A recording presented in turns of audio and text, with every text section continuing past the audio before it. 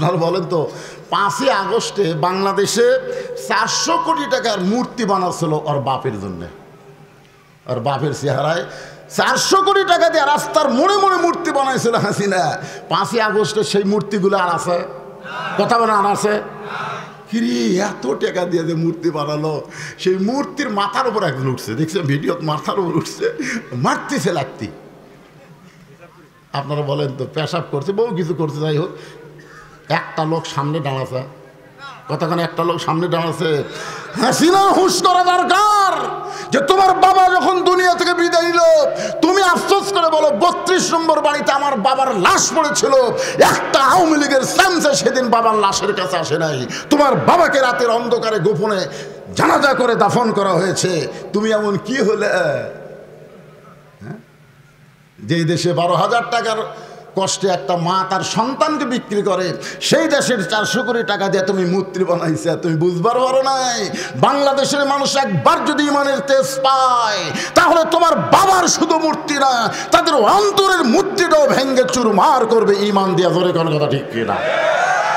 আমাদের ইমানের মধ্যে এতদিন দুটা ছিল, আল্লাহ হাসিনা, আল্লাহ হাসিনা। তা আল্লাহ তো দেখা যায় না, হাসিনার লোকজন দেখা যায়, আল্লাহর ফেরেশতা দেখা যায়? এটা হাসিনার ফেরেশতা। ওই যে আপনাকে বড়াইগ্রাম থানা সব শালারাই হলো হাসিনার ফেরেশতা। ওই হাসিনার ফেরেশতারাই তো আমাকে এখানে অনুমতি দেয়নি। দরকার কথা ঠিক না, ফেরেশতারা, হাসিনার ফেরেশতা। হাসিনার একজন নবী আছে, তার নাম হলো কাউয়া কাদের। ধরে কোন নাম কি? ওরে শালা রে,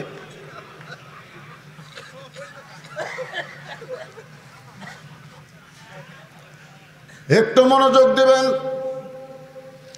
যে নিজে সাহস করে বলেছে আমার দেশ আমার বাপের দেশ, আমার দেশ আমার বাপের দেশ, আমার দেশ, তার মানে কি বুঝতেছেন? আমাদের কারো দেশ না, দেশ হলো ওর বাপের। ঠিক কিনা বলেন? তো বাপের দেশে মূর্তির উপর চড়ে পেশাব করে কেন? একটু মনোযোগ দিয়ে শুনবেন। কলিজার মধ্যে ইমান যখন ঢুকে যাবে, ওই মানুষটা কেমন তার আমল হবে, কেমন তার চাল চরিত্র হবে, যার প্রমাণ হলো ইসলামী আন্দোলনের সৈনিক যাদেরকে ফাঁসির কাস্টে অন্যায়ভাবে হত্যা করা হয়েছে। ফাঁসির কাস্টে যাদেরকে হত্যা করা হয়েছে, আপনাদের পাশের জেলায় পাবনা, এর নামও তো পাবনা, এর নাম কি? আরে আপনার জেলা নাটের হলো, গ্রামের নাম কি? পাবনা। এই পাবনারে একজন মতিউর রহমান নিজামী, নাম শুনছেন? নাম শুনছেন? জামাত ইসলামের সাবেক আমির। ওনাকে যখন ফাঁসির কাস্টে দেওয়া হবে, তার আগে উকিল বলেছিলেন আপনি একটা দলের প্রধান, আপনি যদি রাষ্ট্রপতির কাছে বাঁচার দরখাস্ত লেখেন, রাষ্ট্রপতি দয়া করে আপনার ফাঁসির দণ্ড মৌক। নিজামী সাহেব মুচকি মুচকি হাসলেন। উকিল বলে হাসেন কেন? বলে হাসার কারণ হলো তোমার কথা শুনে তুমি আমাকে রাষ্ট্রপতির কাছে বাঁচার দরখাস্ত লিখতে বলতেছো, কিন্তু আমার ইমান বলতেছে এ পর্যন্ত বাংলাদেশে 3টা রাষ্ট্রপতি ক্ষমতা থাকা অবস্থায় মরছে। ক্ষমতা থাকা অবস্থায় কয়জন মরছে? একটা হলো বঙ্গবন্ধু শেখ মুজিবুর রহমান, একটা জিয়াউর রহমান, একটা জিল্লুর রহমান। যারা ক্ষমতা থাকতেই মরে যায়, তাদের কাছে কোনো ইমানদার প্রাণ ভিক্ষা চায় না। প্রাণ দেওয়ার মালিক যিনি, প্রাণ নেওয়ারও মালিক তিনি। ধরে কোন কথা ঠিক না? উকিল বলতেছে তাহলে আপনার ফাঁসি হলে আল্লাহ পাক আপনারে কেমনে বাঁচাবে? মতিউর রহমান নিজামী চোখের পানি নিয়ে বলতেছে তুমি বলতেছো আমার ফাঁসি হবে, কিন্তু আমার ইমান বলতেছে আমার মৃত্যু হবে না। উকিল কয় এরা পাগল নাকি? আল্লাহর কোরআন যার কাছে আছে সেই পর্যন্ত ইমানদার হয়ে বলতে পারে আল্লাহ রাস্তায় যাদেরকে অন্যায়ভাবে হত্যা করা হয়, আল্লাহ বলেছেন ওয়ালা তাকুলু লিমা ইউকতালু ফি সাবিলিল্লাহি আমওয়াতুন বাল আহইয়া। আল্লাহ রাস্তায় যাদেরকে অন্যায়ভাবে হত্যা করা হয় তোমরা তাদেরকে মৃত্যু বলো না, আমি আল্লাহই বলতেছি তারা চির অমর। বহু লোকের নাম আমার এলাকায় মতিউর রহমান বাচ্চা হলে আমাকে বলে হুজুর সন্তানের নাম রাখবো, আমি বললাম মতিউর রহমান। আলহামদুলিল্লাহ। কিছুদিন আগে একজন মেয়ে হয়েছে, মেয়ের নাম রাখবো হুজুর, আমি বললাম হাসিনা। নাউজুবিল্লাহ। আমি হাসিনা করতে 3 বার নাউজুবিল্লাহ কথা। হুজুর খবরদার ওই শালীর নাম দান কর।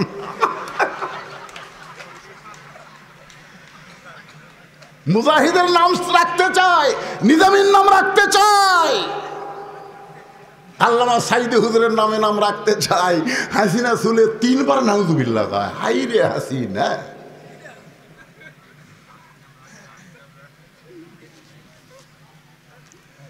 তার মানে বোঝা গেল মরে নাই, এখন পর্যন্ত মানুষের অন্তর দখল করে আছে চির অমর হয়ে। তাসদিক বিল জানান, আমল বিল আরকান। ঈমান অনুযায়ী আমল করতে হবে। ঈমান অনুযায়ী যদি আমল করতে চান, আপনারা বলেন তো ঈমানদারের 1 নম্বর আমলের নাম কি? আপনারা কবার পারতেছেন না। ঈমানদারের বহু আমল আছে, আছে না নাই? কিন্তু 1 নম্বর আমলের নাম কি? আরো জোরে, জোরসে বলেন। জোর হলো না? এখানে সহি কথা, আসল কথা। লা সালাতা লা ঈমানা। তুমি যতই হজ করো, যাকাত দাও, এটা সেটা বহু কিছু করো, কাম হবে না যদি নামাজ না থাকে। যার নামাজ নাই তার ঈমান নাই। এখন কারা কারা মাগরিব এশা নামাজ পড়েননি? ওয়াজ শুনতেছেন? নামাজ না পড়ে যারা ওয়াজ শোনে, এরা আবু জেহেল চাইতে 1 ইঞ্চি খারাপ বেশি। এখন কারা কারা মাগরিব এশা পড়েননি চিন্তা করেন তো আপনাদের কি অবস্থা। আহারে, মাথার পাগড়ি পরে নামাজ পড়লে 70 গুণ সওয়াব। ওই সেদিন থেকে পাগড়ি পরে নামাজ পড়ে, সেদিন থেকেই মসজিদে যায় পাগড়ি পরে নামাজ পড়ে। কিন্তু একদিন মসজিদে যায় থেকে পাগড়ি আনে নেই। চিন্তা করে, জামাতে নামাজ পড়লে 27 গুণ আর পাগড়ি মাথার দিলে 70 গুণ। ইচ্ছা করে জামাত থরক করছে। নামাজ পড়ে সবাই যখন বাড়িতে গেছে, ওই 1 টানে লুঙ্গি খুলে একেবারে লম্বা করে পাগড়ি মাথার বাঁধিছে। বান্দার উপর থেকে শেষ দাঁত গেছে। এক মুসলিম মসজিদের মধ্যে ঢুকে সর্বনাশ, ন্যাংটা হয়ে শেষ দাঁত আছে, পাছায় মারছে থাবা। লাভ ধরে কয় আমারে মারলো কেন ভাই? বলে মারার কারণ হলো তোর লুঙ্গি। বলে তোমার চোখ নাই, লুঙ্গি আমার মাথায়। আরে পাগল, পরের লুঙ্গি মাথায় কেন? বলে সওয়াবের আশায়। পাগড়ি ভরে নামাজ পড়লে 70 গুণ সওয়াব হয়, তুমি জানো না? আরে পাগলা, লুঙ্গি থাকলে তো পাগড়ির দাম আছে, তো লুঙ্গি নেই। লুঙ্গি পরা হলো ফরজ, পাগড়ি পরা হলো সুন্নাত। আজকে মাগরিবের শান নামাজ হলো ফরজ, আর ওয়াজ শোনা হলো সুন্নাত কিংবা নফল, তার বেশি হতে পারে না। জোরে কোন কথা ঠিক কি না? তাহলে এশার নামাজ বাদ দিয়া যারা ওয়াজ শুনতেছে, তারা লুঙ্গি খুলিয়া মাথায় পাগড়ি পরিছে। সবাই আমার সঙ্গে একটু বলেন, এশার নামাজ বাদ দিয়া যারা, এশার নামাজ বাদ দিয়া যারা ওয়াজ শুনতেছে, তারা লুঙ্গি খুলিয়া মাথায় পাগড়ি পরেছে। কিন্তু এই মুহূর্তে যদি তওবা করে, হুজুর বুঝি নাই, বুঝতে পারি নাই, যার কারণে নামাজের গুরুত্ব কমিয়ে দিয়েছি হুজুর, এই মুহূর্ত থেকে নিয়ত করলাম ফজর থেকে বাকি জীবনে একটা নামাজও বাদ দিব না। আল্লাহ বলে, বান্দারে তোর নিয়ত করার সঙ্গে সঙ্গে যত নামাজ না পড়ার পাপ হয়েছে আমি আল্লাহ সব মাফ করে দিলাম। তাহলে নিয়ত কি করা যায়? ঈমানকে রক্ষা করার জন্য 1 নম্বর আমল হলো নামাজ। বাইনাল আব্দু ওয়াল কুফরি তরকুস সালাত। বান্দা কাফেরের মধ্যে পৃথক করার জিনিসটার নামই হলো নামাজ।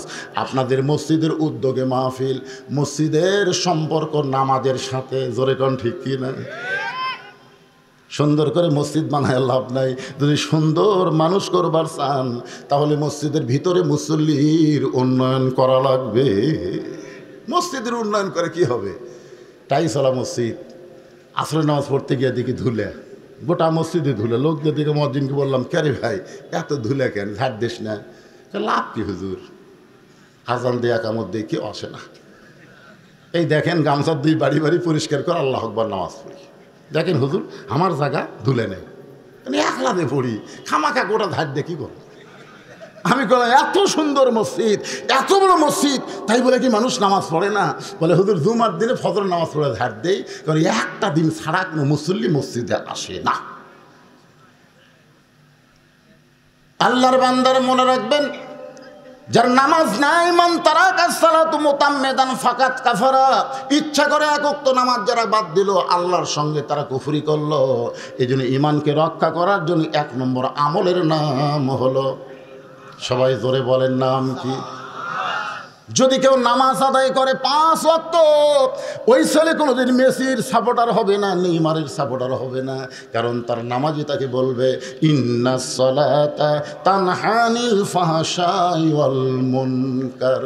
আমাদের যুবকদেরকে যদি ভালো করতে চান, ওই কিশোর গ্যাং যারা ঘুরতেছে তাদেরকে যদি ভালো করতে চান, তাহলে 1 নম্বর আমলের নাম হলো নামাজ।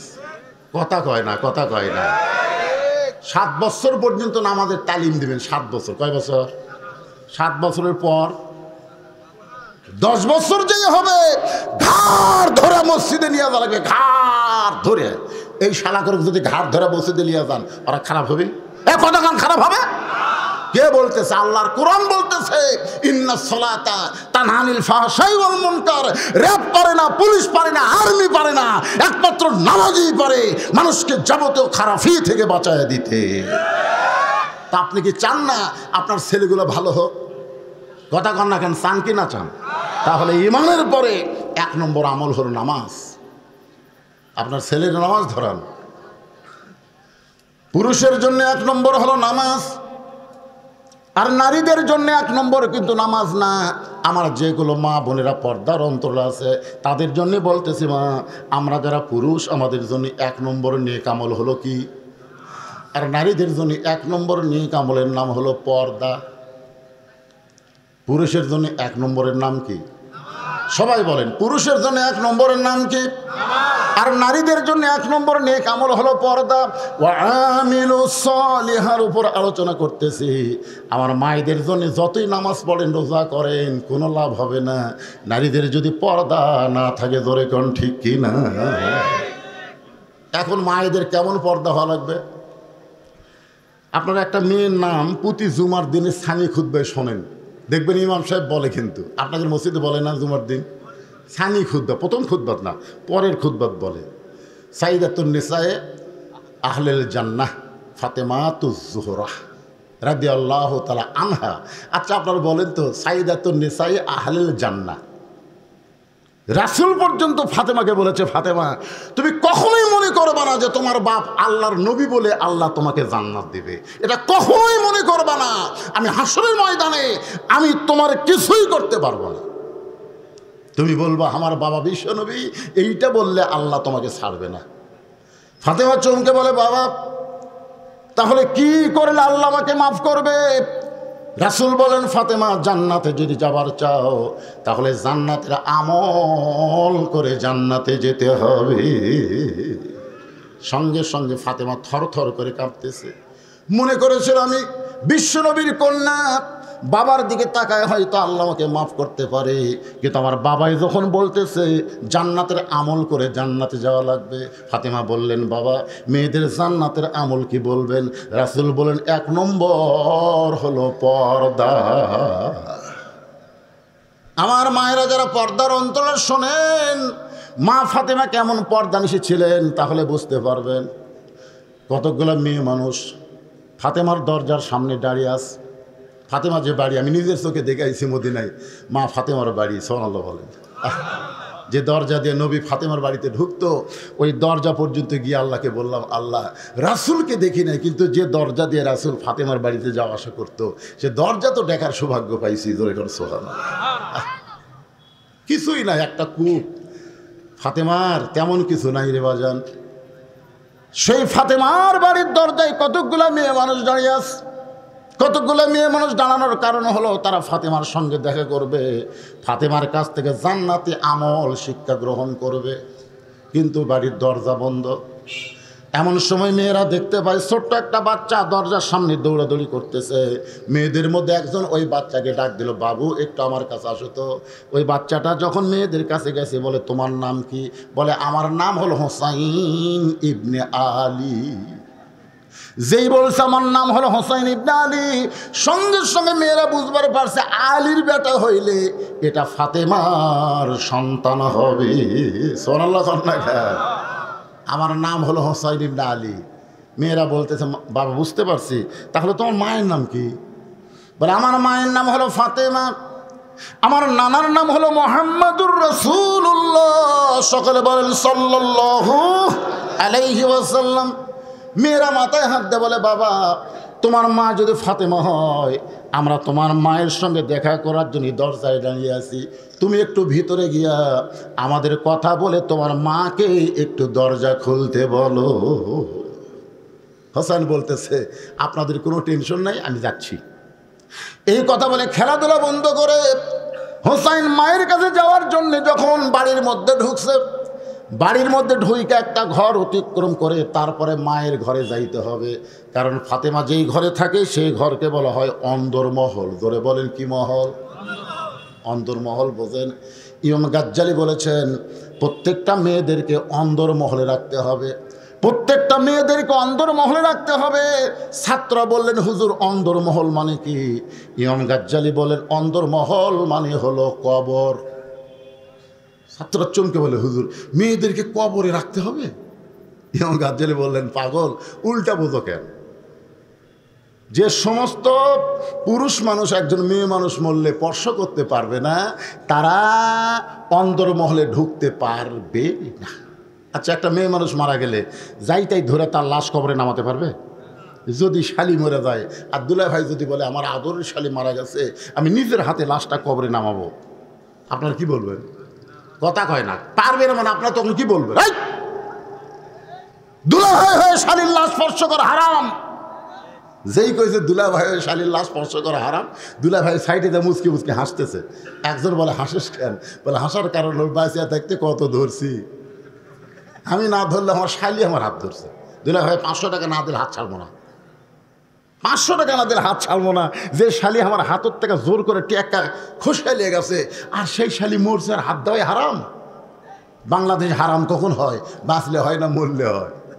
সবাই বলতেছে এটা এমন একটা ইসলামী দেশ যেই দেশে বাঁচতে হারাম না হলেও মরলে হারাম হয়। আপনারা বলেন তো, মরার পরে হারাম করে লাভ আছে? মরার পরে 5 কাপড় দিয়ে লাভ হবে? মরার পরে খাটনি ঢাকে কোনো লাভ হবে না। জীবিত অবস্থায় যদি পর্দা না করে, জোরে কোন কথা ঠিক?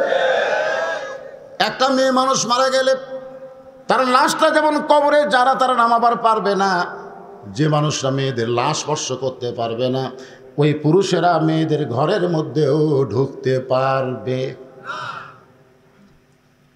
এখন একটা ঘর অতিক্রম করে হোসেনকে তার মায়ের ঘরে যাইতে হবে। খেলাধুলা বাদ দিয়ে হোসেন যখন ঘরটা অতিক্রম করে মায়ের ঘরের দরজায়, ওই ঘরের মধ্যে হযরত আলী তখন আল্লাহর কোরআন তেলাওয়াত করতেছে। সুবহানাল্লাহ। হযরত আলী তখন কি করতেছে? আল্লাহর কোরআন তেলাওয়াত করতেছে।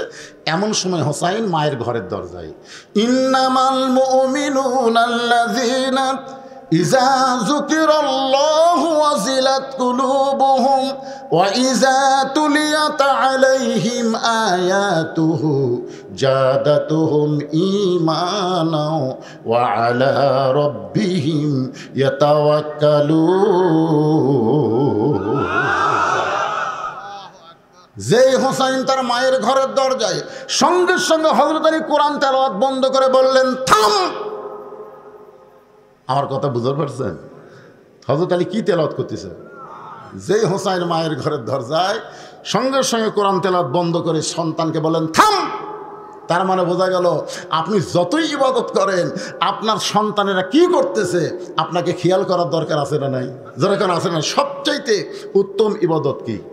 আফজালুল জিকির তেলাওয়াতুল কোরআন। সবচাইতে বড় জিকির হলো কোরআন তেলাওয়াত করা। সেই জিকির কোরআন তেলাওয়াত বন্ধ করে বলতে, থাম। কেরে বাহিরে খেলাধুলা করতেছিলি, সে খেলাধুলা বাদ দিয়া মায়ের ঘরের দরজা কেন? খেলাধুলা কর যা। বাইরে থেকে দৌড়ে এসে মায়ের ঘরের দরজা। হোসেন বলতেছে, বাবা মায়ের ঘরে দরজায় দাঁড়ানোর কারণ হলো কতকগুলো মেয়ে মানুষ বাড়ির দরজায় দাঁড়িয়ে আছে, তারা আমার মায়ের সঙ্গে দেখা করতে চায়। আমার মা তাদের জন্য দরজা খুলবে কিনা সেটা অনুমতি নেওয়ার জন্য আমি মায়ের ঘরে ঢুকতেছি। আলী বলতেছে, এই জন্যই তো তোরে থামাইছি, এই জন্যই তোরে থামাইছি, কারণ এখন তোর বয়স কত? হোসেন বলতেছে, বাবা আমার বয়স কত আপনি ভালো জানেন। বলে, সেই জন্যই তো তোরে থামাইছি রে পাগলা। কারণ এই মুহূর্তে তোর যে বয়স, এই বয়সে যখন তখন মায়ের ঘরে ঢুকতে পারবি না। মায়ের ঘরে ঢুকতে গেলে আগে তোকে মায়ের অনুমতি নেওয়া লাগবে যে মা আমি হোসাইন তোমার ঘরে ঢুকতে চাই। মা যদি বলে বাবা এখন কাপড় টুপড় ঠিক নেই, তুই একটু পরে ঢোক, তোর মা যখন ঢুকতে বলবে তখন ঢোকা লাগবে। কারণ এই মুহূর্তে তোর বয়স 4 বছরের বেশি, আর 4 বছরের বেশি বয়সের বাচ্চা যখন তখন মায়ের ঘরে ঢুকতে পারবে না, কারণ মায়ের সবগুলো বিষয় সম্পর্কে 4 বছরে তার জানা। ধরে এখন ঠিক কিনা? এই জন্য আল্লাহ রাসূল বলেছে 2 বছর যে বাচ্চার বয়স হবে, এই বাচ্চা যদি চেতন থাকে ঘরের ভিতর, তুমি খবরদার তোমার বউ যেন আদর করো না। কয় বছর? দেখছেন, আমার হালাল বউ আদর করা যাবি না যদি আমার 2 বছরের বেটা চেতন থাকে। কারণ যদি আদর করেন ওই বাইরে আসা বলতে পারে আব্বা তাই মাস্ক চাপে ধরছিল রে, বলতে পারে, কারণ এই ব্রেনার হয়ে গেছে অন্তত বাইরে আসা পর্যন্ত। তারপরে 2-4 দা ফাটলে আর মনে থাকবি না, কিন্তু এই পর্যন্ত মনে থাকতে পারে। সতর্ক, এরই নাম হলো ইসলাম। ধরে কেন সুবহানাল্লাহ। নিজের জন্ম দেওয়া ছেলে 2 বছর বাচ্চার সামনে হালাল বউকে আদর করা যায় না, এরই নাম হলো ইসলাম। আর আমাদের বাংলাদেশের 14ই ফেব্রুয়ারির নামে ভ্যালেন্টাইন ডে, বেশ্যা দিবস পালন হচ্ছে। ধরে কেন ঠিক কিনা? আগামীতে এই বাংলাদেশে আর 14ই ফেব্রুয়ারি পালন করা যাবে। আপনাকে লালপুরে তো একটা বেশ্যাখানা বানাতেন, কি বানাচ্ছেন? Green valley. শালা আমাকে এলাকার ছেলে মেয়ে সব এখানে আসে, জোড়া জোড়া। এগুলো একটাও থাকবে না। ধরে কোন ঠিক কিনা? যদি আপনারা করতে চান পর্দার ভিতর দিয়ে করা লাগবে।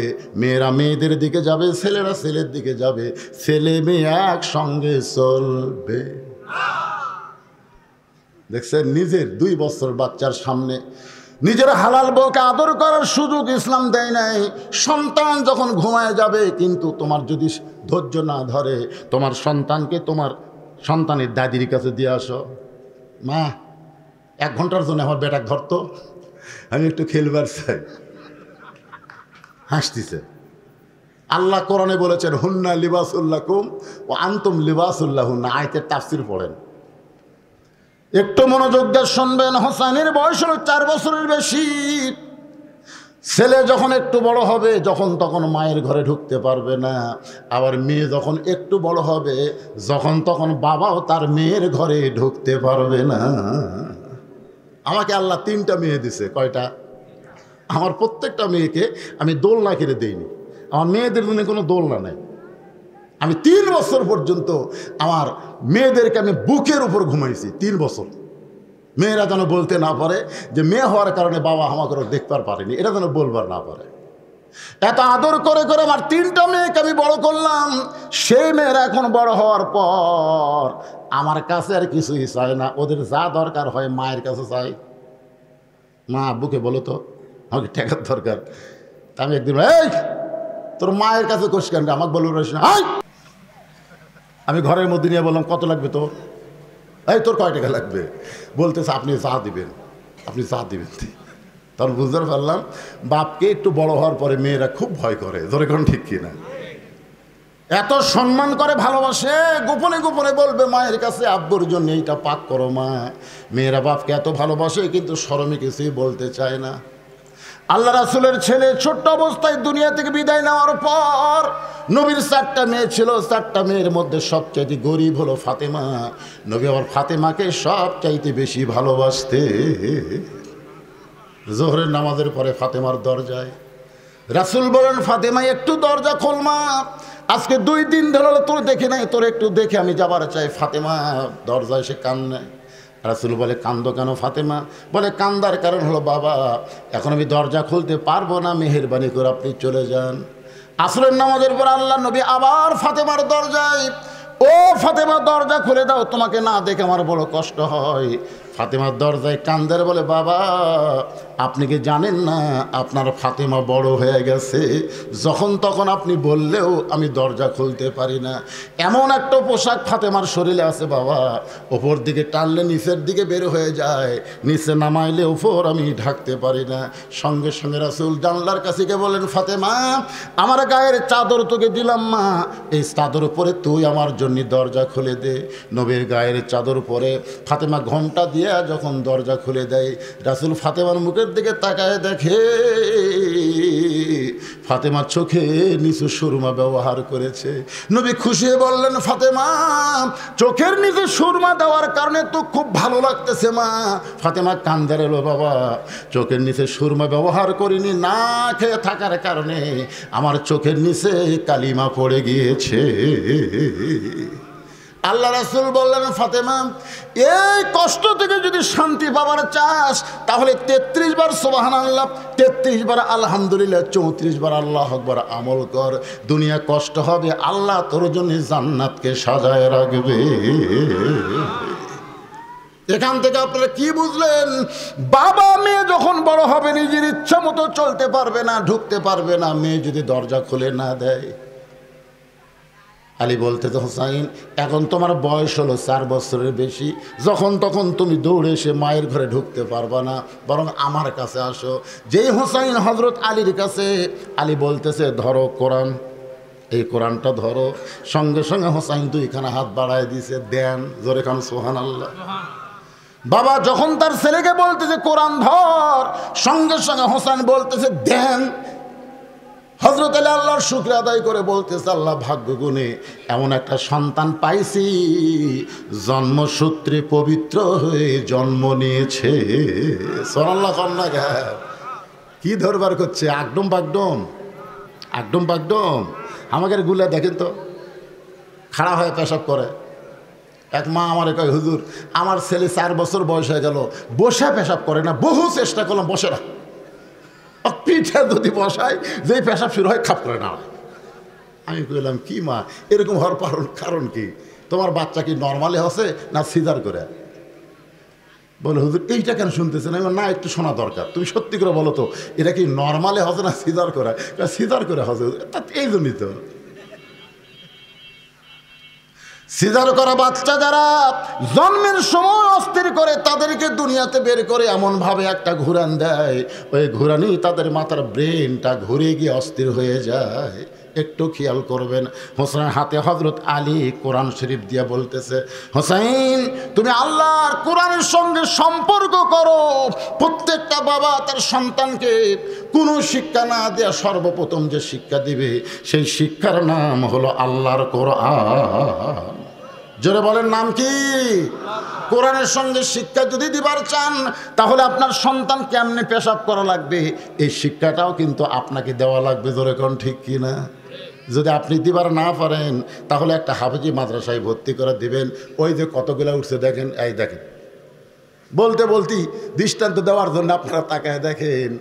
বাপ মা আর পারতেছে না, ওদেরকে পাঠাইছে হুজুরের কাছে, হুজুর আমার সন্তানকে একটু সাইজ করে দেন। 7 বছরের বাচ্চা আমার মাদ্রাসায় ভর্তি করে দিয়ে গেছে। ভর্তি করার পরে হুজুর নিয়ে গেছে মাদ্রাসা, যে ওয়াজ করলো না আমার আগে, উনি হচ্ছে আমার মাদ্রাসার মহতামি। মাদ্রাসা পেশাব খানাত নিয়ে গেছে। তাই আমি বললাম, হুজুর পেশাব খানাত কেন? কারণ বাপ ভর্তি করে দিয়ে গেল। হুজুর তাকে পেশাব করা শেখার লাগবে, তারপরে আরবি কায়দার হাতত দেওয়া যাবে। কায়দার মধ্যে 2-1টা শব্দ কোরআনের আছে না নাই? এই জন্য হুজুর আগে পেশাব করা শিখুক, তারপরে ওযু করা শিখুক, তারপরে লেখাপড়া, তারপরে লেখাপড়া আগে। কারণ লা ইয়ামাসসুহু ইল্লাল মুতাহহারুন, ততক্ষণ পর্যন্ত আল্লাহর কোরআন স্পর্শ করা যাবে না যতক্ষণ তুমি পবিত্র না হবা। জোরে কোন কথা ঠিক? তাহলে আপনার বাচ্চাকে, মাসুম বাচ্চাকে আপনি পবিত্র হওয়ার শিক্ষা দেন। ওই বাচ্চা কোনোদিন মেসির ভক্ত হবে না, নেইমারের ভক্ত হবে না, ভক্ত হবে হাসান হোসাইনের। জোরে কোন কথা ঠিক কি না?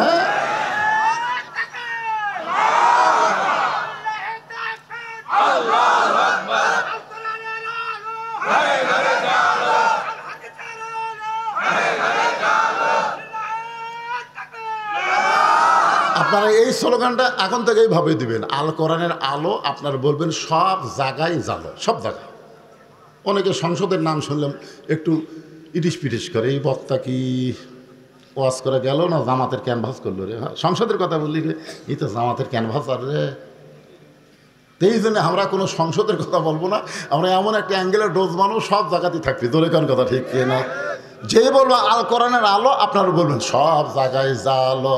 আল কোরআনের আলো, কোরআন হাদিস যেখানে, দুনিয়ার মুসলমান। মাশাআল্লাহ। একটু মনোযোগ দিয়ে শোনেন। হযরত আলী হোসেনের হাতে আল্লাহর কোরআন দিয়ে ফাতেমার ঘরের দরজায়। আপনার বলেন তো, বাবা যখন মেয়ে বড় হবে তখন মেয়ের ঘরে ঢুকতে অনুমতি লাগবে, ছেলে যখন বড় হবে তখন মায়ের ঘরে ঢুকতে অনুমতি লাগবে, কিন্তু স্বামী যদি বইয়ের ঘরে ঢোকে অনুমতির দরকার আছে? কোনো সময় লাগবে? যখন তখন স্বামী বিবির ঘরে ঢুকতে পারবে, এখানে কোনো অনুমতির দরকার হবে না। হযরত আলী আস্তে করে ফাতেমার অন্দরমহলের দরজা খুলে ভিতর দিকে লক্ষ্য করে দেখতে পায় ফাতেমা ডান হাতে আল্লাহর কোরআন আর বাম হাতে জাতা ঘুরায়। এভাবে ডান হাতে আল্লাহর কোরআন আর বাম হাতে এভাবে জাঁতা ঘুরাইতেছে। এ দৃশ্য দেখার পর হযরত আলী মনে মনে বলতেছে, আল্লাহ, দুনিয়াতে গরিব হলে কি হবে, আমার ঘরটা আল্লাহর জান্নাত হয়ে গেছে। সোনারা বলেন না কেন? ঘরের মধ্যে ঢুকে দেখতেছে বউ আল্লাহর কোরআন তেলাওয়াত করতেছে। কোরআন তেলাওয়াত করতে গিয়ে দুনিয়ার কাজ কাম সে বাদ দেয় নাই, ডান হাতের মধ্যে কোরআন নিয়ে তেলাওয়াত করে আর বাম হাতে এভাবে জাঁতা ঘুরাইতেছে। এই ডিজিটাল যুগের ছেলেরা জাঁতা বোঝো? এটা আপনারা বোঝেন না? ও আপনারা বোঝেন, এখনকার ছেলেরা তো বুঝবি না। কি কষ্ট করে আগেকার মানুষেরা জীবন যাপন করেছে, এখনকার ছেলেরা তো এগুলো চিন্তাই করতে পারবে না। আপনাকে রে এখান থেকে বনপাড়া যাইতে অটো ভ্যান লাগে। আগেকার এই গ্রামের পাবনা পাড়ার লোকেরা ভ্যান খুঁজিছে, কোনো দিকে তাকাইনি রে। ভ্যান আছে, ভুটভুটি আছে, একদিকেও তাকাইনি। আল্লাহর উপর তাওয়াক্কুল করে পায়ে হাঁটা খাটালিছে। তোর এখন কথা ঠিক কিনা? একটারও ব্যারামবেদি নেই, সব খালি সেই রকম। আর এখনকার সব কুমড়া হচ্ছে, কুমড়ে হাঁটতে পারে না, মাজা গেছে। জাঁতা মানে জব আটা পিছনের যে যন্ত্র, নিচে এক পাথর ওপর এক পাথর, সেই পাথর একটা ছিদ্রের মুখে লাঠি দেয়া সেইটা ঘুরাইতে হয়। ফাতেমা জাঁতা ঘুরাইতেছে আর আল্লাহর কোরআন তেলাওয়াত করতেছে। সঙ্গে সঙ্গে হযরত আলীর জবান ফসকে বের হয়ে গেছে। রব্বানা পড়েন, রব্বানা আতিনা ফিদ দুনিয়া হাসানাতাও ওয়া ফিল আখিরাতি হাসানা ওয়া কিনা আযাবান্নার। যেই জবান ফসকে কোরআনের আয়াতটা বের হয়ে যায়, সঙ্গে সঙ্গে ফাতেমা জাতা ঘোরান বন্ধ, কোরআন তেলাওয়াত বন্ধ করে স্বামীর সামনে সালাম দিয়া দাঁড়ায়। ধরে কর সুবহানাল্লাহ। আল্লাহ রাসূল বলেছে, এই দুনিয়ার বিবিরাই, স্বামী যখন তোমাদের কাছে যাবে দুনিয়ার সমস্ত কাজকাম তোমাদের হারাম হয়ে যাবে, একটা কামই তোমাদের হালাল, সেইটা হলো সালাম দিয়ে স্বামীর সামনে দাঁড়ায়া যাও। একজনও সুবহানাল্লাহ কয় না, মানে একজনের বউ এরকম না। সুবহানাল্লাহ আজগবি কবি কি? আপনি যখন বাহির থেকে বাড়িতে যাবেন, বউ যে কামের মধ্যেই থাক সব কাম বাদ দেওয়া লাগবে, খালি একটা কাম যদি ফরজ নামাজ পড়ে, যদি ফরজ নামাজের নিয়ত করে, তখন স্বামী বাড়িতে যাওয়ার সঙ্গে সঙ্গে বউ নামাজ ছাড়তে পারবে না। কিন্তু নফল নামাজ যদি নিয়ত করে, নফল নামাজ বাদ দিয়ে থুয়ে স্বামীর সামনে দাঁড়াতে হবে। রাসূল বলেছেন, আল্লাহর পরে কাউকে যদি সেজদা দেওয়ার হুকুম থাকতো, প্রত্যেকটা বিবিকে বলতাম তোমার স্বামীর পায়ে সেজদা করো। এই হাদিস দ্বারা বোঝা যায় আল্লাহর পরেই মেয়ে মানুষের কাছে সবচাইতে যিনি দামি, ওই ব্যক্তি হলো তার মহান স্বামী। জোরে কোন ঠিক? কথা কন না কেন? আপনাকে বিরুদ্ধে হচ্ছে না পক্ষে হচ্ছে? এটা হ্যাঁ ধরবি দিবে। মেয়ে মানুষের কাছে শাসন দেখেছেন, শোষণ দেখেননি? সারা জীবন বাংলাদেশে নারী নির্যাতনের কেস হলো, কিন্তু পুরুষ নির্যাতনের কোনো কেস নেই। আপনারা বলেন তো, হাসিনা নারী হয়ে পুরুষ নির্যাতন কম করছে না বেশি করছে? কতক্ষণ কম করছে? হাসিনার স্বামী ওই যে ডক্টর ওয়াজের সাহেব, আর একটা ডাক্তার কি কিছুদিন আগে মারা গেল, জাফরুল ইসলামের কাছে যায় বলছে, ভাই আমাকে একটা চাকরি দাও। জাফরুল ইসলাম হাসিনার কয়, তোমার বউ হলো প্রধানমন্ত্রী আর তুমি চাকরি খুঁজিচ্ছ? এত কান্দা দিয়েছে ভাই। জাফরুল কয়, ওর কান্দা দেখে আমি অস্থির হয়ে গেলাম। প্রধানমন্ত্রীর স্বামীও তুমি কাঁদতেছো কে? বলে বলা যাবে না, বললি যেন তো। যে মেয়ে তার স্বামীকে শান্তি দিবার পারে নাই, সেই মেয়ে কোনোদিন বাংলাদেশের মানুষকে শান্তি দিবার পারে না। ধরে কোন কথাটা? যাইদার ঘরে শান্তি দেয় নাই, সে পরের লোকের কি করে শান্তি দিবি? স্বাধীনতার সময় ওর বাবা ছিল পাকিস্তানের লুকে, মানে গ্রেফতারের নামে লুকে, আর ও আর আসল ভারতত। আর যেই দেশ স্বাধীন হচ্ছে শহীদ জিয়ার ঘোষণায়, তখন আশা কয় আমি জাতির পিতা, তুই জাতির পিতা। মুসলমানদের জাতির পিতা একজন, তিনি হলেন মিল্লাতা আবিকুম ইব্রাহিম হুয়া সাম্মাকুমুল মুসলিমিন। এখন চিন্তা করেন, যে ঘরে শান্তি দিবার পারে না, সে দুনিয়ার মানুষকে কেমনে শান্তি দিবে? বাজান গো, নারী নির্যাতনের কোনো আইন বাংলাদেশে নাই, অথচ প্রত্যেকটা বাড়িতেই কিন্তু নারীরাই পুরুষকে নির্যাতন করতেছে। ঠিক না বলে? স্বামী এসে নামাজ পড়ে যায়, বউ বলতেছে কে গো রাতের খাবার দাও, বউ বলতেছে ইন্নাল্লাহ মা সাবিরিন, ধৈর্যশীলদের সঙ্গে আল্লাহ থাকে। এত খাই খাই করো কেন? এখনই নামাজ পড়ে আসলে এখনই খাওয়া লাগবে কেন? আমি স্টার জলসা দেখতেছি, তুই বোঝো না? যাও ঘরে যা, 8 ঘন্টা আরাম করো। স্বামী 8 ঘন্টা আরাম করতেছে, 8 ঘন্টা পরে খিদে লাগছে তো বলে বিবি গো এখন খাবার দাও। বলে স্টার জলসা থেকে জি বাংলা পার হলেন, এখন খাবার দেওয়া যাবে না, আর 8 ঘন্টা ধৈর্য ধরো। প্রত্যেকটা বাড়িতে এরকম পুরুষ নির্যাতন আছে না নাই? জোরে গান আছে না নাই? আমার মা বোনদের জন্য বলতেছে, আমি একটু খেয়াল করেন, যেই মাত্র হযরত আলী কোরআন তেলাওয়াত করেছে, সঙ্গে সঙ্গে ফাতেমা জাতা ঘুরান বাদ দিয়া, কোরআন তেলাওয়াত বাদ দিয়া দৌড়ে এসে স্বামীর সামনে সালাম দেয়, আসসালামু আলাইকুম স্বামী গো, আপনি কেমন আছেন?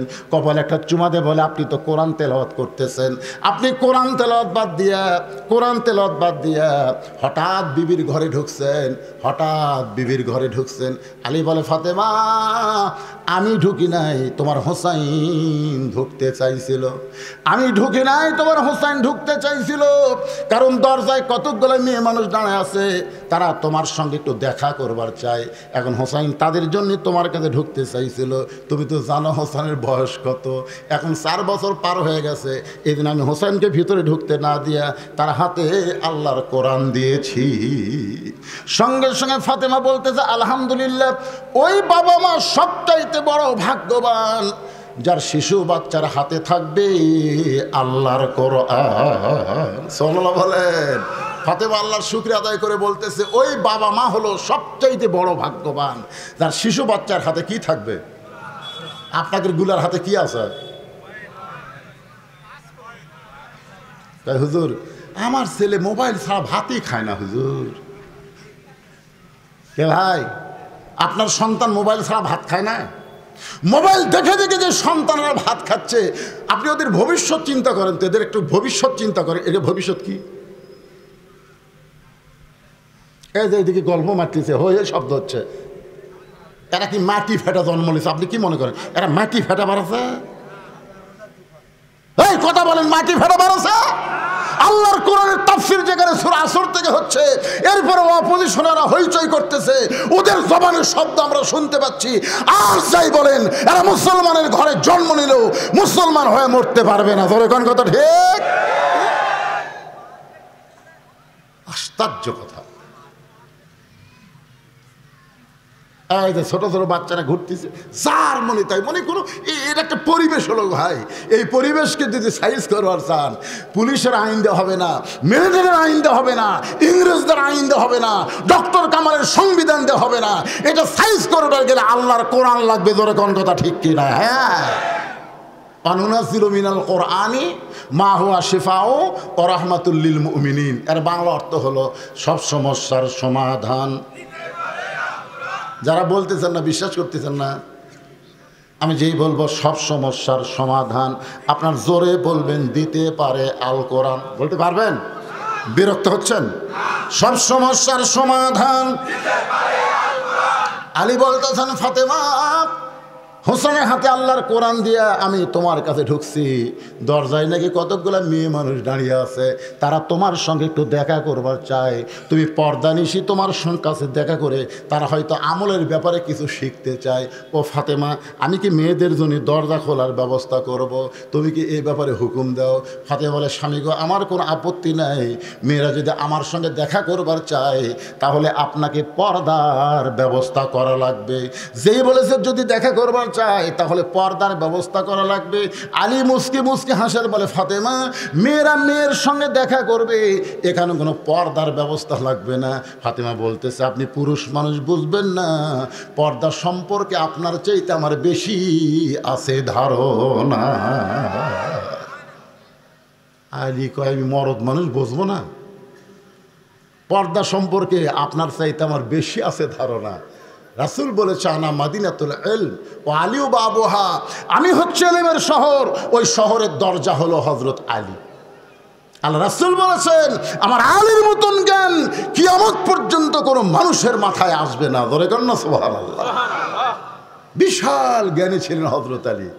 রাসূল বলেছেন, আমার 4 জন সাহাবী 1 নম্বর, নরমে 1 নম্বর আবু বকর, গরমে 1 নম্বর ওমর, সম্পদে 1 নম্বর ওসমান, আর জ্ঞানী 1 নম্বর আলী। জোরে কর সুবহানাল্লাহ।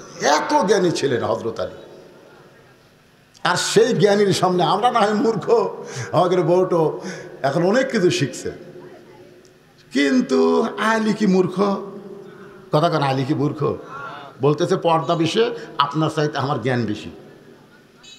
আলী বলতেছেন, ফাতেমা, পর্দা বিষয় আমার চাইতে তুমি কে বেশি জানো? আমি একটু তোমার কাছে জানতে চাই। ফাতেমা বললেন, স্বামী গো, যে মেয়েরা দরজায় দাঁড়িয়ে আছে আপনি কি তাদের চিনেন? যেই বলছে আপনি কি তাদের চিনেন, সঙ্গে সঙ্গে হযরত আলী চুমকে উঠছে। মারাত্মক মারিফতের কথা। যে মেয়েরা আমার সঙ্গে দেখা করবার চাই দরজায় দাঁড়িয়ে আছে, আপনি কি তাদের চিনেন?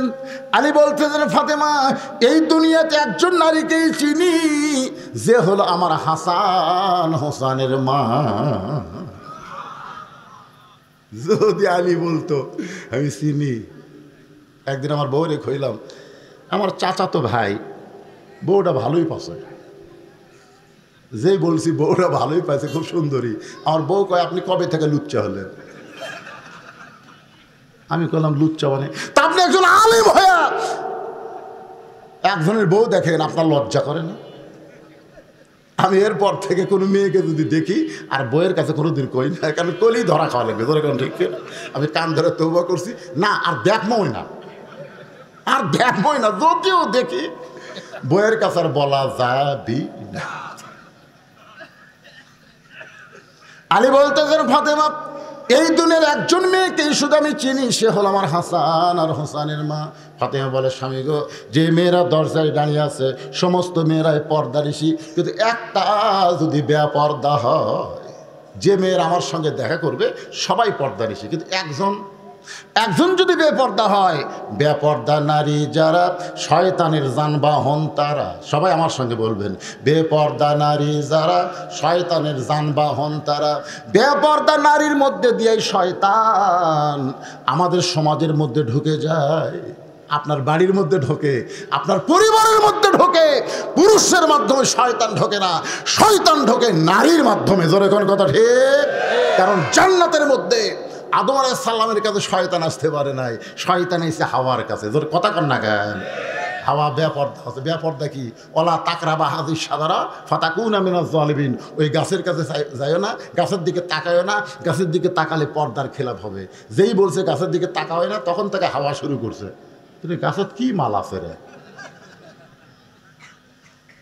তাকায় দেখে স্বামী আদম একটু দূরে গেছে, ওই সুযোগে হাওয়া আস্তে আস্তে গাছের কাছে গেছে। গাছের কাছে যেই গেছে তখন ইবলিস শয়তান মতো তাও মারছে, যাক এই মদদের জন্য আমি পারিনি, আজকে আদমক সাইজ কর মদ দিয়ে রে। আসলে আদমকে শয়তানের বাপেরও ক্ষমতা নেই কিছু করতে পারে, হাওয়ার মাধ্যমে আদমকে সাইজ করছে। জোরে কথা কর না কেন? হ্যাঁ, আজকে পৃথিবীর কোনো পুরুষকে শয়তান ধ্বংস করতে পারবে না যদি তার বিবিরা পর্দার মধ্যে থাকে। আর বউ যদি বেপর্দা হয়ে যায়, এজন্য আমার সঙ্গে সকলে একটু বলবেন, বেপরদা নারী যারা শয়তানের যানবাহন তারা। ফাতেমা বলে, স্বামী গো, যে মেয়েরা দরজায় দাঁড়িয়ে আছে তাদের মধ্যে একটা যদি বেপরদা নারী থাকে, আর ওই বেপরদা নারী এই পর্দা নিশির ভিতরে বসে যদি আমার চেহারা দেখে, যদি বাহিরে গিয়ে কোনো পরপুরুষের কাছে বলে, কারণ বেপরদা নারীর কাছে পরপুরুষ কোনো ফ্যাক্টর।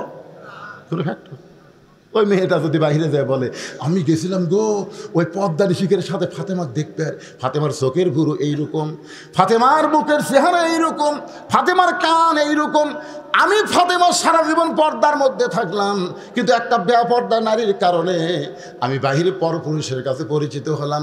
এইটা আমি কখনোই হব না। মেয়েদের সঙ্গে দেখা করতে হলো ফাতেমাকে পর্দার ভিতরে দেখা দিতে হবে। সুবহানাল্লাহ বলে। ওগো স্বামী, আমি ফাতেমা আমার বাবার কথা অনুযায়ী পুরুষের 1 নম্বর হলো নামাজ, আর নারীদের 1 নম্বর হলো পর্দা। আমার বাবা যেদিন থেকে বলেছে সেদিন থেকে আমি ফাতেমা পর্দাকে এমনভাবে গ্রহণ করেছি। আসলেই ফাতেমা গভীর রাত্রে পর্দার মধ্যেই দুনিয়া থেকে কিন্তু বিদায় নিছে। ধরে কোন কথা ঠিক কি না? হযরত আলী গভীর রাত্রে ফাতেমাকে দাফন করেছে। দাফন করার পরে আল্লাহর কাছে কাঁদতেছে, আল্লাহ আমার ফাতেমা সারা জীবন পর্দার মধ্যে থাকলো, পর্দার মধ্যে তাকে দাফন করলাম, তার পর্দাটা তুমি তোমার দরবারে কবুল করে নাও। এ দোয়া করার পর হযরত আলী তাকায় দেখে কয়েকটা পুরাতন কবর দেখা যায়। এইমাত্র ফাতেমার কবর দেখে নতুন কবর নাই, গোটা জান্নাতুল বাকি দৌড়ায় বলে ফাতেমার কবর, ফাতেমার কবর। কে যেন দূর থেকে বলে, আলী রে, আমার ফাতেমা পর্দানিশি, আমি আল্লাহ জোহরা ডিগ্রি দিয়া ফাতেমার কবরটাকে কিয়ামত পর্যন্ত পর্দা করে দিয়েছি। আজকে আমার মায়েদের জন্য বললাম, মা জান্নাতে যদি যাবার চান সবচাইতে ভালো আমল হলো পর্দা। পর্দাটা ঠিক রাখে, তারপরে নামাজ পড়েন, রোজা করেন, যা ইচ্ছা করেন, কিন্তু পর্দা ঠিক থাকা লাগবে। জোরে কোন কথা ঠিক কিনা? আর মরদ মানুষকে আমি বলবো, যা করেন করেন, সুদ খাবেন না, ঘুষ খাবেন না, চুরি করবেন করেন, 1 নম্বর নামাজ ঠিক থাকা লাগবে। জোরে কথা কর না, কথা কর না কেন? নামাজ ধরার পরে যদি ঘুষ খান, খান খান, পারবেন না ভাই। কারণ আল্লাহর কোরআন কি মিথ্যা? একমাত্র নামাজই পারে। আল্লাহ কয়, নামাজের জোরে ফায়েশাকা যাবে দূরে, পাক কোরআনে রয়ে আছে ঘোষণা। এখন আকাম কুকাম নামাজ রোজা একসঙ্গে বা দিয়া বোঝা, জাহান্নামে দিয়াছ রওয়ানা। আজ কেন আল্লাহর নামাজ ধরতে পারলা না? আপনারা বলেন তো, আল্লাহর নামাজ পড়া আর নামাজ ধরা এই দুইটার মধ্যে তফাৎ কি? নামাজ পড়া আর ধরা বোঝেন না? বাপ নামাজ পড়ে, বেটা নামাজ পড়ে না, এটা হলো নামাজ পড়া। আর নামাজ ধরা হলো বাপও পড়ে, বেটাও পড়ে, এটা হলো নামাজ ধরা। এই জন্যে কোরআনের শাসন যখন বাংলাদেশে চালু হবে, তখন যিনি আপনাদের এমপি হবেন, এমপির মাধ্যমে প্রধানমন্ত্রী হবেন, চেয়ার পাওয়ার আগেই তার 1 নম্বর দায়িত্ব হলো আকামুস সালাত, নামাজ কায়েম করো। ধরে কোন ঠিক কথা বলেন না কেন? আমাদের ওয়াজ দিয়া তো নামাজ কায়েম হবে না। 2-1টা মানুষ নামাজ পড়বি কিন্তু ধরবি না। আপনারা কি চান যে আগামীতে আমাদের বাংলাদেশে নামাজ কায়েমের বিলটা সংসদে উত্থাপন হোক? এটাকে আপনারা চান? কারা কারা চান? আল্লাহকে একটু হাত দেখেন তো দেখি। লিল্লাহে তাকবীর, হাত নামান। এখন যারা নামাজ পড়ে না তারা কি এক বিপদে পড়লাম রে। আসলে যারা নামাজ পড়ে না, দুনিয়ার সবচাইতে নামাজই তাদেরকে কঠিন মনে হয়। দেখবেন সবই করে, কিন্তু এই নামাজত গেলি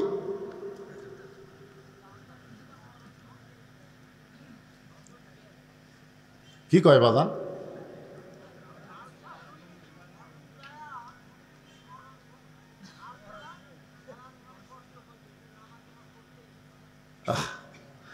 যারা নামাজ ধরেছে তাদের একটা কথা বলবো, যারা নামাজ ধরেছে তাদের একটা চরিত্রের কথা বলি। সে যদি ইচ্ছা করে কোনোদিন এশার নামাজ বাদ দেয়, ঘুমাবার যায়, যতই ঘুমের ট্যাবলেট খাক ওর ঘুম ধরবে না যতক্ষণ নামাজ আদায় না করবে। ধরে কোন কথা ঠিক কিনা? হ্যাঁ, দেখেন নামাজ একবার ধরে দেখেন, আপনি সব ছাড়বেন কিন্তু আপনি নামাজ ছাড়তে পারবেন না। নামাজ ছাড়া আপনাকে শান্তি লাগবে না। এই জন্যে ও আমিলুস সলেহার মধ্যে আজকে 2টা আমলের কথা বললাম। পুরুষের জন্য 1 নম্বর হলো নামাজ, আর নারীদের জন্য 1 নম্বর হলো পর্দা। সূরা আসরের 3 নম্বর বিষয় হলো ওয়াতাওয়াসাউ বিল হক। ওয়াতাওয়াসাউ বিল হক। আচ্ছা, আপনারা এই যে ওটা বসা যে ছেলে ফেলে উঠতেছে, কিছু কর না কেন? কি শেষ করে দেব? আমার কথা কি শুনতে আপনাদের অসুবিধা হচ্ছে? মাইকের সাউন্ড কি কানে ঢুকতেছে? তো তাহলে আপনারা এরকম ব্যাসাইজ মাঝে মধ্যে হন কেন? সূরা আসরের বিষয় কয়টা? জোরে বলেন কয়টা? 1 নম্বর হলো ঈমান, 2 নম্বর আমিলুস সালিহাত, নেক আমলের মধ্যে পুরুষের 1 নম্বর নামাজ, নারীদের 1 নম্বর পর্দা। এই দুইটা সম্পর্কে আলোচনা করে 3 নম্বর বিষয় হলো ওয়াতাওয়াসাউ বিল হক। বাংলাদেশে একটা আলেম ছিল, মস্ত বড় শাইখুল হাদিস, নাম হলো আজিজুল হক। যেরকম নাম কি? ওনার এক ছেলে নাম হলো মামুনুল হক। আপনারা বলেন তো, এই 2 হক 2 জনই জেলখানা ঢুকছিল কি অপরাধে? কথা কয় না রে, বাংলাদেশের লোক কথা কয় না রে। এই মামুনুল হকের বাপ আজিজুল হককেও কিন্তু হাসিনা সরকার জেলের মধ্যে ঢুকেছিল। জোরে কোন কথা ঠিক কিনা? ওযু করার পানি পর্যন্ত দেয়নি। শাইখুল হাদিস, যিনি বুখারী শরীফ বাংলা অনুবাদ করেছেন, সেই শাইখুল হাদিসকে জেলের মধ্যে ঢুকাইছিল এই হাসিনা সরকার। ওযুর পানি দেয়নি, তার ছেলেকেও জেলখানায় ঢুকালো। আপনারা বলেন তো কি অপরাধে? অনেকেই হয়তো আপনাকে তেলতালারা বলবে, তেলতালা বোঝেন না? সারা তেলতালারা, আমার এলাকার তেলতালারা গরিবের ছেলে যদি লেখাপড়া করে, যতই পড়ুক ম্যাট্রিক পাস করবি না, আগেই কয়ে দে। ম্যাট্রিক যখন পাস করে, ম্যাট্রিক পাস করলে কি হবে রে? আয়ত ফেল করবি। আয়ে যখন পাস করে, আয়ে পাস করলে লাভ আছে, বিএ পাস করবার পারবি না। বিএ যখন পাস করে তেলতালা কয় যতই পাস করুক চাকরি নাই। পরে যখন চাকরি পায় যতই চাকরি পাক থাকবি না। যখন বহুদিন চাকরি থাকে তখন তেলতালা কি কয়? যতই চাকরি করুক আমার সাথে পারবি না। মানে তেলতালা খালি উপরেই থাকবার চাই, নিচে বলবার চাই না। জোরে কোন কথা ঠিক কেন? সমাজের মধ্যে এরকম তেলতালা আছে না নাই? তেলতালা, এই শালা তেলতালারা এখন 4টা দল হয়ে গেছে। 1 নম্বর হলো তারা গুজব লীগ। জোরে কোন কি লীগ? 2 নম্বর হলো তারা আফসোস, আগেই ভালো আছিল, আগেই ভালো আছিল, মেরে খাওয়া হচ্ছিল, আফসোস করতেছে না, তার নাম হলো কি লীগ? আফসোস লীগ। আর একটা আছে হতাশা লীগ। জোরে বলেন কি লীগ? আর পোলা আছে আওয়ামী লীগ।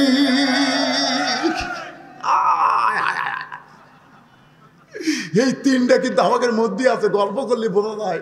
আফসোস করে, বুঝবি না? আফসোস লীগ ধরা দেয় না। ওই যে আওয়ামী লীগ শালা ধরা দেয় না, কথাবার্তা ধরা যায়। ধরে কথা। আর একটা হলো গুজব। এই ঢাকার খবর জানিস? এই ঢাকা ডক্টর নুসর বেশি থাকা পারতেছে, শালা গুজব লীগ। আর একটা হলো হতাশা। এই 3টা বর্তমানে আমাদের সমাজত আছে, কিন্তু পয়লা গেছে আওয়ামী লীগ। ধরে কোন কথা ঠিক কিনা? কখন এরা কোন স্রোতে আমাদের কাছে আসবে আল্লাহ ভালো জানে। তবে শুনে নেন, নমরুদ থেকে শুরু করে ফেরাউন থেকে শুরু করে আজ পর্যন্ত যত স্বৈরাচারী পালাইছে তারা আর কোনোদিন ফিরে আসতে পারেনি। জোরে কোন কথা ঠিক কিনা? এই হাসিনার জন্য গোটা বর্ডার খুলে দিল। হাসিনার বাংলাদেশে কোনোদিন ফিরে, হাসিনার চামচাগুলো আমাদের বাংলাদেশকে অস্থির করার জন্য গুজব ছড়ায়। জোরে কোন কথা ঠিক কিনা? কথা বলেন।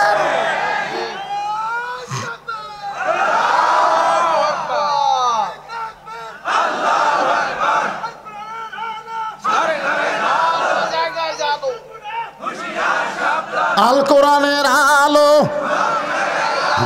এটা ভুলে গেছেন কেন? সব জায়গা বারে, কোনো জায়গা বাদ হবে না। খালি সংসদ কোরআনকার সব জায়গায় বললে আর ওরা কিছুই মনে করবে না। একটু মনোযোগ দিয়ে শোনেন। 3 নম্বর বিষয় হলো ওয়াতাওয়াসাউ বিল হক। আমি এতক্ষণ কিন্তু যে এক সাঁড়ের ওপর, যার উপর তকবীর হলো, আমি কিন্তু কিছু হক কথা কইছি। হক মানে কি? সত্যি কথা কয় না, সত্যি কথা। আপনার বলেন তো, এ কোরআন কি? কুল জাল হক ওয়া যাহাকাল বাতিল ইন্নাল বাতিলা কানা যাহুকা। আমি আপনাদেরকে অনুরোধ করব, এই যে মাঝে মধ্যে আসে বসে দৌড় দেয় আবার এসে বসে, এই কামটা করেন না। এই 2টা বিষয় অন্তত মনোযোগ দিয়ে শোনা লাগবে ভাই, কারণ সামনে আমাকে শুভ দিন, চিন্তা ভাবনা করে নিন। ধরে কোন কথা ঠিক কিনা? এর জন্য আগেকার 2টা ইমান আর আমল যা শুনতেন, এই পরকার 2টা সাবজেক্ট একটু মনোযোগ দিয়ে শোনা লাগবে। জান কারণ হাকিম ভাই আমার সাথে দেখা করে গেছে, ধরে ওর কথা ঠিক করে এই শোনাই লাগবি রে সোনার চানিরা। আপনারা কোন তো এই যারা কোরআনের আন্দোলনের নেতা হয়ে আপনাদের কাছে মাঝে মধ্যে আসে, আগামী ইলেকশনে যাবার চাই, এদের বিরুদ্ধে একটা কথা কোন তো, যে হুজুর এরা অমুকের টাকা মারছে, অমুকের এই জিনিস চুরি করে খাচ্ছে, এরা অমুকের মেয়ে ধর্ষণ করছে, একটা কোন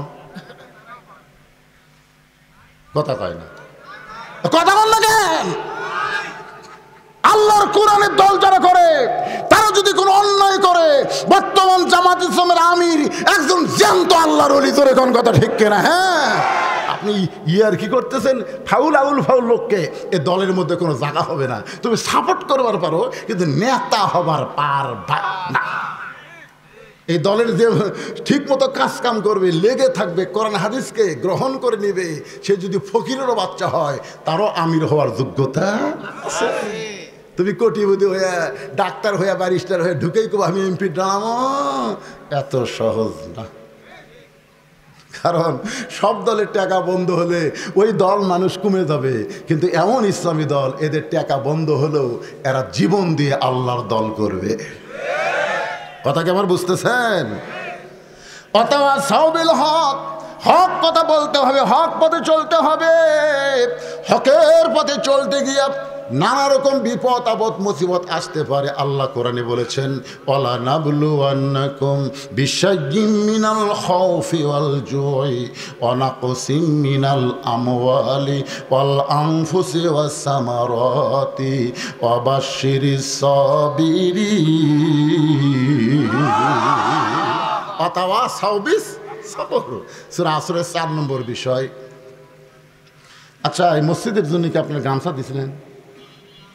গামছা আদায় হচ্ছে? আমার জন্য মনে হয় ওটা বাকি আছে। তো ভাইজান, এই সূরা আসরের 2টা পয়েন্ট একসাথে বলার পরই আমি আপনাদের কিনে মনোজাত করব, কারণ ঘড়ি আমার কাছে আছে, বুঝতেছেন না? ঘড়ির কাটা আমি দেখতেছি। আপনারা এই মসজিদের উন্নয়ন কল্পে আপনাদের কাছে গামছা যাবে, ব্যাগ যাবে, আপনার যে যা পারবেন, কম হোক বেশি হোক আপনারা দিবেন। দান বাক্স যখন আপনাদের সামনে দিয়ে যায়, মসজিদে দেয় না? আপনাকে এলাকার মসজিদে দান বাক্স আছে না নাই? অনেক লোক কিন্তু দেখবেন যে দান বাক্স কাছের দিকে আসতেছে, ওই তখন পকেটের হিসাব করতেছে। 500 টাকার একটা লোট আছে, 200 টাকার একটা লোট আছে, 100 টাকার একটা লোট আছে, 10 টাকা নাই, 10 টাকা নাই। পকেটের হিসাব কিন্তু করছে, হিসাব করছে। কি হিসাব করলো? 10 টাকা নাই, যে বাক্স আছে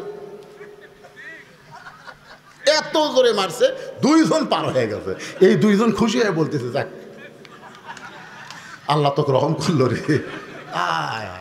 তখন আপনার শোনেন, এই 2 কান্দের 2 ফেরেশতা আল্লাহ বলতেছে, আল্লাহ ওর পকেট ভরা টাকা থুয়ে ওই দান বাক্স ঠেলা মারলো, এর রেজাল্ট কি?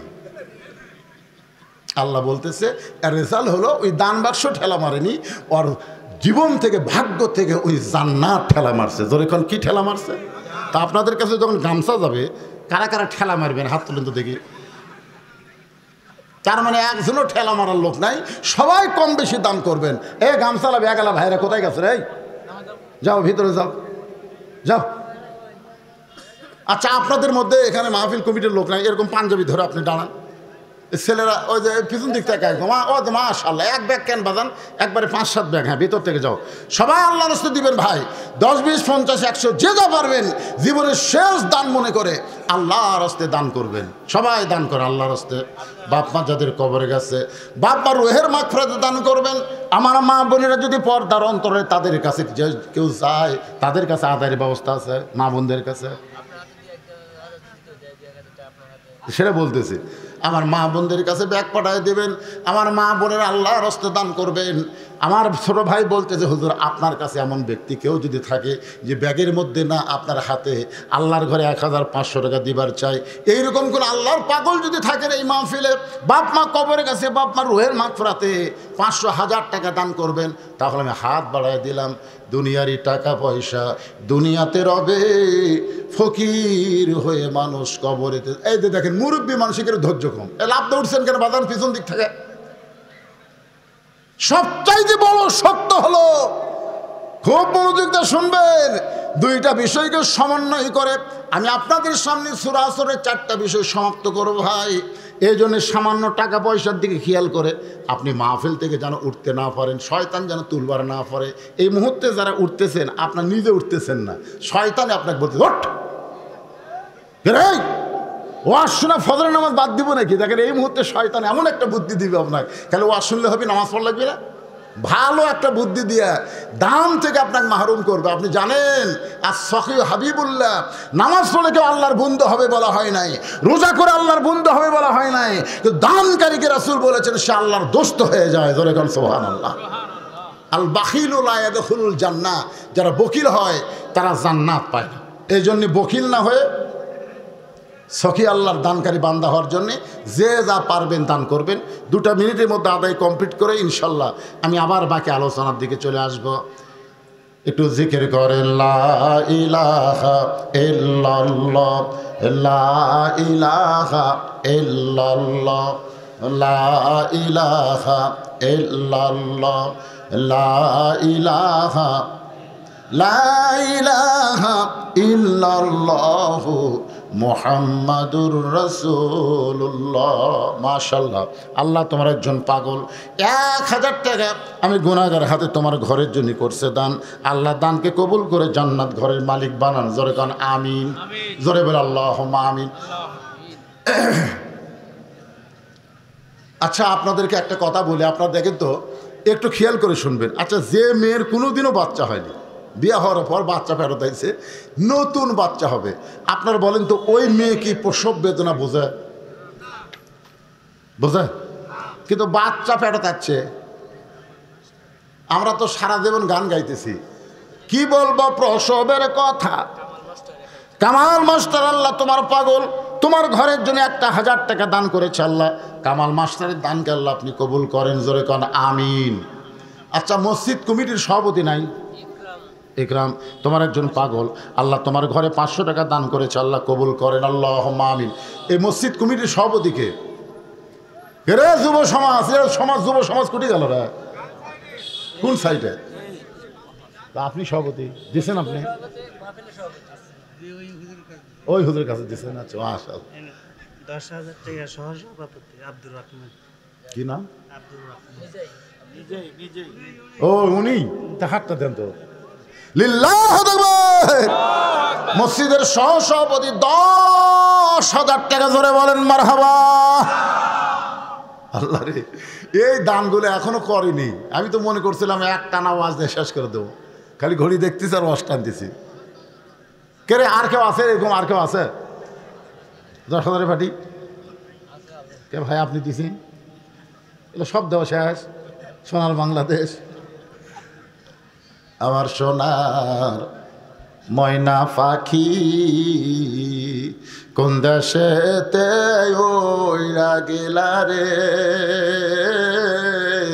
দিয়া মোরে ফাঁকি রে আমার সোনার ময়না পাখি।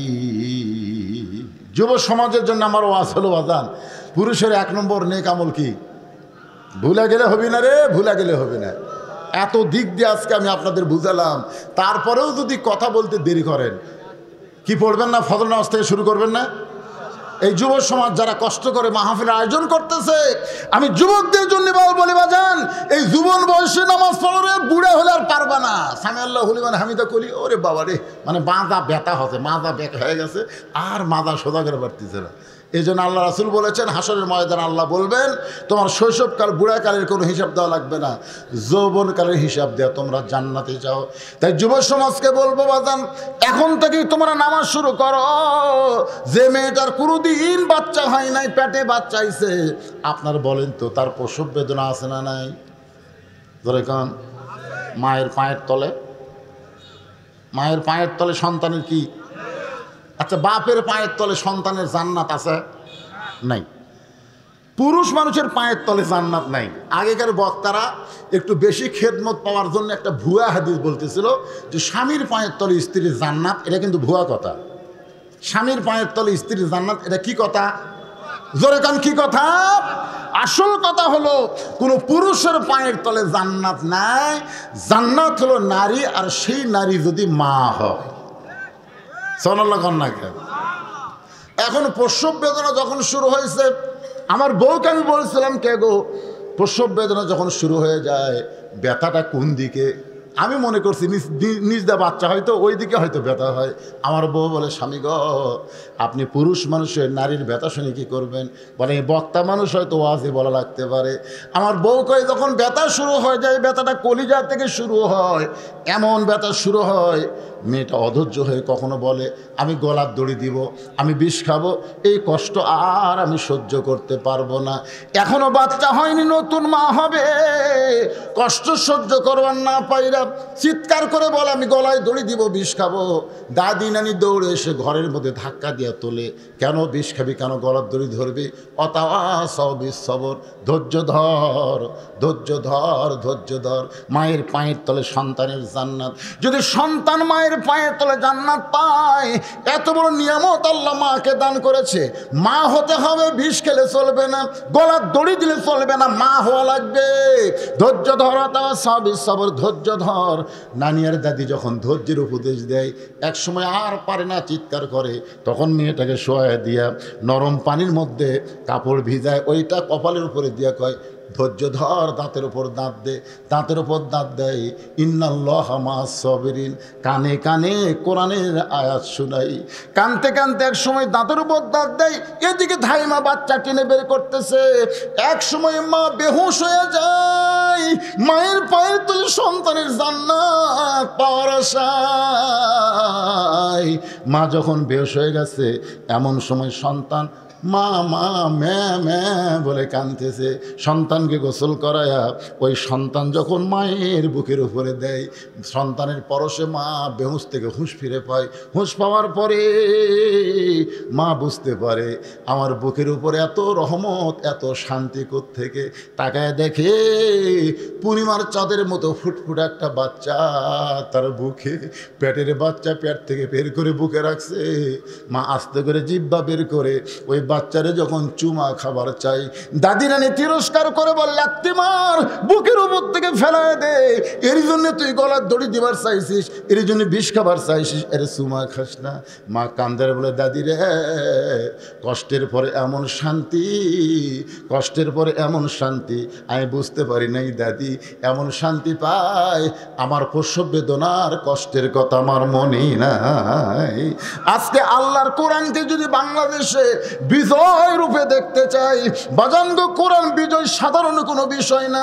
কোরআনের পাখি আল্লামা সাঈদী হুজুরকে জেলের মধ্যে হত্যা করা হয়েছে, ইসলামী আন্দোলনের কর্মীদেরকে, নেতাদেরকে ফাঁসির মঞ্চে নিয়ে যাওয়া হয়েছে, অনেকের গুম করা হয়েছে, অনেকের হত্যা করা হয়েছে। শেষ পর্যন্ত 5ই আগস্ট 2007 জনে তার জীবনের বিনিময়ে, রক্তের বিনিময়ে আমরা আবার স্বাধীনতা বাংলাদেশ পাইলাম। এই বাংলাদেশের স্বাধীনতা যদি আমরা ভোগ করতে চাই, মানুষের তৈরি আইন দিয়ে ভোগ করা সম্ভব না, আমাদের আল্লাহর কোরআনের আইন লাগবে। জোরে বলেন কথা ঠিক কি না? প্রসব বেদনার কষ্ট আমাদের হয়ে গেছে, প্রসব বেদনার কষ্ট হাসিনা হামাকরক দিয়ে দিছে। ধরে কোন কথা ঠিক কিনা? এখন হলো ওই বাচ্চাটা বুকের উপরে পাইছি, ওই বাচ্চারে লালন পালন করা, ওই বাচ্চাকে লালন পালন যদি করতে চাই, আকডম ঘোড়াডম আইরে আইটিয়ে নাই ভরা দিয়ে না লেগেল বোয়াল মাছে, তাই না থেকে ভদর নাচে, এই বই আমরা দিব না। হজরত আলী হোসেনের হাতে যেমন আল্লাহর কোরআন দিয়েছিল, আমরা তেমন কোরআনের সমাজ করতে চাই। আল্লাহ যেন আমাদের তাওফিক দেয়। জোরে বলেন আল্লাহুম্মা আমিন। ইস্তিগফার পড়েন, আস্তাগফিরুল্লাহাল্লাযী লা ইলাহা ইল্লা হুয়াল হাইয়ুল কাইয়্যুম ওয়া তুবু ইলাইহি। রেখা একজন মা, রেখা 1000 টাকা দান করেছে। আল্লাহ মা রেখার দানকে আল্লাহ আপনি কবুল করেন। যে নিয়তে দান করেছে আল্লাহ নেক নিয়ত নিকাশা কবুল করেন। আল্লাহুম্মা আমিন। সকলে হাত তুলে আল্লাহুম্মা আমিন। আল্লাহুম্মা আনতাস সালাম ওয়া মিনকাস সালাম, তাবারাকতা ইয়া যাল জালালি ওয়াল ইকরাম। আল্লাহ তোমার পাগল বান্দারা আরামের বাড়ি ঘুমকে বাদ দিয়া কোরআন হাদিসের মহব্বত কলিজার মধ্যে নিয়ে এই জান্নাতের বাগানে বসে বসে কোরআন হাদিসের আলোচনা শোনার শেষে আমি গুনাহগারের সঙ্গে রহমতের দরজায় ফকির হয়ে দোকানা হাত তুলেছি। আল্লাহ মেহেরবানি করে আজকের মাহফিল আমাদের সকলের হেদায়েতের জন্যে, নাজাতের জন্যে, জান্নাতের জন্যে কবুল করো। এই মাহফিলের শুরু থেকে শেষ পর্যন্ত যতটুকু আলোচনা হয়েছে আল্লাহ, এর মধ্যে যদি ত্রুটি হয়, ভুল হয়, মাফ করে দিও। এর যা হাদিয়া মঞ্জুর করো। সোনার মদিনায় নবী পাকের রওজা মুবারকে আল্লাহ তুমি কবুল করো। তামাম আম্বিয়াই কেরাম, আসহাবি কেরাম, তাবিনী কেরাম, তাবিনী কেরাম, তামাম পৃথিবীর মাটির নিচে যত মুমিন মুমিনা আছে আল্লাহ, সকলের আরওয়াহ পরে হাদিয়া কবুল করো। আমরা যারা হাত তুলেছি, আমাদের মধ্যে জনম দুঃখনী মা যাদের কবরে চলে গেছে, ছোট্ট একটা শব্দ হলো মা। এ নামের মধ্যে কি মধু, যাদের মা নাই তারা বুঝতেছে। এই দরদের মা যাদের কবর গেছে আল্লাহ, মেহেরবানি করে মায়ের কবরকে জান্নাতের টুকরা বানায় দাও। বাবার বাড়ি ঘর সহায় সম্পত্তি সবই আছে, আমাদের ইতিম করে থিয়া যেই বাবা আজকে অন্ধকার কবরে চলে গেছে, মেহেরবানি করে বাবার কবরকে জান্নাতের টুকরা বানাও। আমাদের দাদা দাদি, নানা নানি, আত্মীয় স্বজন, শ্বশুর শাশুড়ি যাদের কবরে গেছে আল্লাহ, কবরবাসীদের মাফ করে দাও আল্লাহ। যেই যুব সমাজ কষ্ট করে মেহনত করে তোমার ঘরকে উন্নতি করার জন্য আজকের জান্নাতের বাগান লাগাইছে আল্লাহ, এই যুবকদেরকে আমরা খাস করে দোয়া করবো আল্লাহ, তাদেরকে 5 ওয়াক্ত নামাজি কবুল করে নাও। পর্দার অন্তরে আমার যে সমস্ত মা বোনেরা শুনেছে আল্লাহ, আবেদা সালিয়া পর্দানিশি ফাতেমার চরিত্র দান করে দেন আল্লাহ। আমাদের মধ্যে আমরা যারা অসুস্থ আছি আল্লাহ, সুস্থতার নিয়ামত দান করো আল্লাহ। কোরআনের বাংলাদেশ হিসেবে কবুল করো আল্লাহ। আগামীতে এই বাংলাদেশে কোরআনের সমাজ চলবে, এই দৃশ্য আমাদেরকে দেখার তৌফিক দিয়ে দাও আল্লাহ। আসমানি বেলা আসমানি নাও, জমিনের বেলা জমিনে ডাবায় দাও আল্লাহ। খাস করে এই ভবানীপুর পাবনা পাড়াকে আল্লাহ তুমি কবুল করে নাও আল্লাহ। তোমার ঘরে নগদে কি শাওন আর সাইদুল কি মারা গেছে? আচ্ছা আচ্ছা, শাওন আর সাইদুল দোয়া চেয়েছে আল্লাহ, তাদের জন্য দোয়াকে কবুল করে নাও মাবুদ। যারা কষ্ট করে মেহনত করে এত সুন্দর আয়োজন করেছে তোমার মসজিদের উন্নয়ন কল্পে, নগদে বাকিতে যারা দান করেছে, সকলের দানগুলোকে জান্নাতের বিনিময়ে কবুল করে নাও আল্লাহ। মায়েদের মধ্য থেকে দান করা হয়েছে, বাবাদের মধ্য থেকেও দান করেছে, যুবকেরাও দান করেছে আল্লাহ। কে কোন নিয়তে দান করেছে, সকলের নেক নিয়ত নেক আশাকে আল্লাহ তুমি কবুল করে নাও। আজকের মাহফিলের সম্মানিত অতিথিদের কবুল করো। আজকের মাহফিলের সভাপতি সহসভাপতিকে আল্লাহ তুমি কবুল করো। মসজিদ কমিটির সভাপতি, সেক্রেটারি, কেশিয়ার সদস্য, ইমাম, মুয়াজ্জিন, মুসল্লি এবং খতিবকে আল্লাহ তুমি কবুল করে নাও আল্লাহ। সমস্ত আলেম আমাদের কবুল করো। আমি গুনাহগার বলে দোয়া ফেরে দিও না আল্লাহ। এতগুলো মানুষের মধ্যে যার 2খানা পছন্দ হয়, সে 2 হাতের ওসিলায় গোটা মাহফিলকে কবুল করো।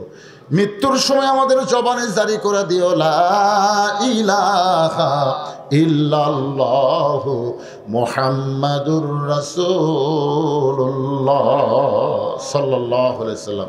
আসসালামু আলাইকুম ওয়া রাহমাতুল্লাহি ওয়া বারাকাতুহু।